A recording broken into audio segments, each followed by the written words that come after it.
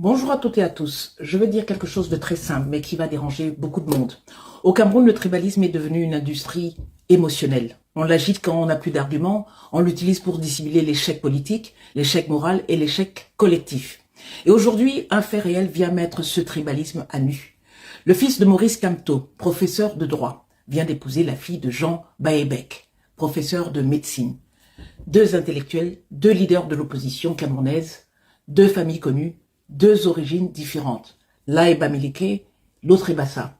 Et voyez-vous, le Cameroun n'a pas été englouti par les océans, la terre ne s'est pas ouverte, les ancêtres ne se sont pas rebellés. Deux êtres humains se sont simplement aimés. Dans un pays où certains passent leur journée à expliquer que telle tribu ne peut pas vivre avec tel autre, que tel groupe est incompatible avec tel autre, ce mariage d'amour ferme la bouche des professionnels de la haine ethnique, toutes les tribus confondues. Mais soyons honnêtes, ce mariage n'est pas une exception, ce n'est pas une anomalie, ce n'est pas une provocation, c'est un rappel historique. Avant même l'indépendance, avant les discours toxiques d'aujourd'hui, avant les réseaux sociaux, les Camerounais savaient déjà s'unir, au-delà des tribus. Le nationaliste Félix Roland Moumié, originaire de l'Ouest, Bamoun, était marié à Marthe Ekemeyon, une femme du Sud Cameroun. Le nationaliste Ernest Wandje Bamileke partageait sa vie avec une compagne Bakoko Sawa du littoral. Ces hommes ne se battaient pas pour une tribu, ils se battaient pour un Cameroun debout. J'ai connu à l'école, au Cameroun, de nombreux camarades nés de parents issus de régions, de langues, de cultures que tout opposait géographiquement, mais que tout unissait humainement. Et dans ma propre vie, ce n'est pas un concept, c'est un fait. Moi-même, de père et mère Bamileke, mon premier petit frère a épousé une femme lettonne et mon second frère une femme bassa. Personne n'a perdu son identité, personne n'a trahi ses ancêtres, personne n'a cessé d'être camerounais. Alors arrêtons l'hypocrisie. Oui, qu'on arrête de faire croire que le tribalisme est une fatalité, ce n'est pas une tradition, c'est un choix. Le tribalisme est une construction politique. Nos parents ont aimé, nos grands-parents ont aimé. Ils ont fait des enfants ensemble, ils ont construit des familles mixtes, pendant que certains aujourd'hui essaient de nous apprendre à nous détester. Alors je pose cette question calmement, sans insulte.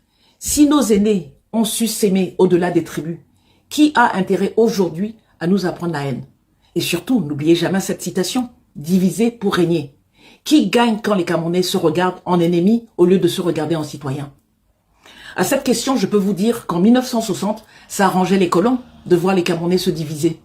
Car en mars 1960, le lieutenant-colonel français Lamberton écrivait noir sur blanc « Le Cameroun s'engage sur les chemins de l'indépendance avec dans sa chaussure un caillou bien gênant. Ce caillou, c'est la présence d'une minorité ethnique, les Bamileke. » Voilà un tribalisme naissant, injecté dans l'inconscient des Camerounais non Bamileke.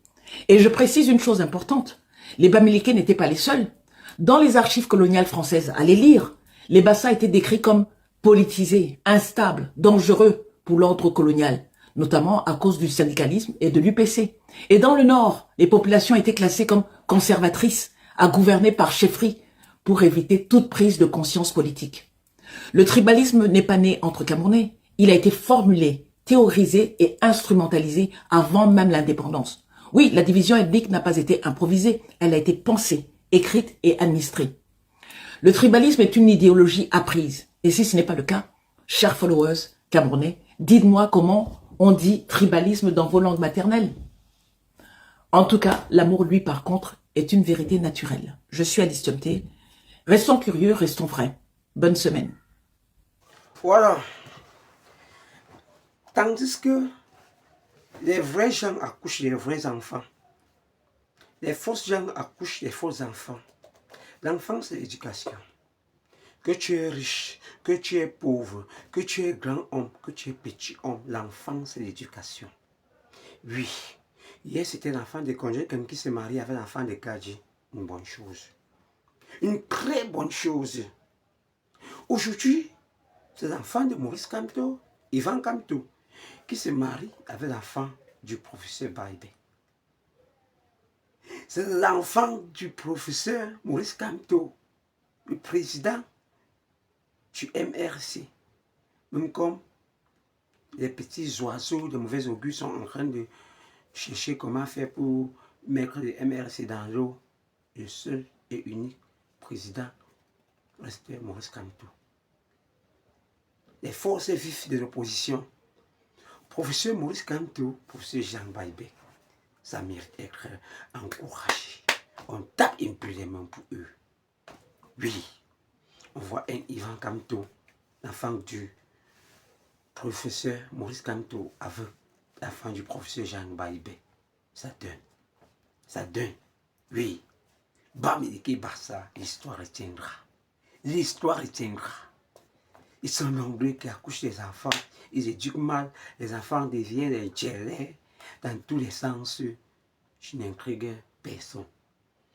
Quand je vois mon frère Bamileke avec ma soeur Bassa, je comprends que le Cameroun a besoin de ça. Le Cameroun a besoin d'être uni. Le Cameroun n'a pas besoin d'être manipulé par la corruption, d'être manipulé par le tribalisme, par la discrimination, à gauche, à droite, par-ci, par-là. Le Cameroun a besoin d'être uni. Que celui qui sort de l'Ouest soit capable de prendre celle qui sort du Nord. Que celle qui sort du Nord soit capable de prendre celui-là qui sort du littoral. Que celui qui sort de l'Ouest soit capable de prendre sa sœur Yaoundé. Oui, sa sœur Béchi.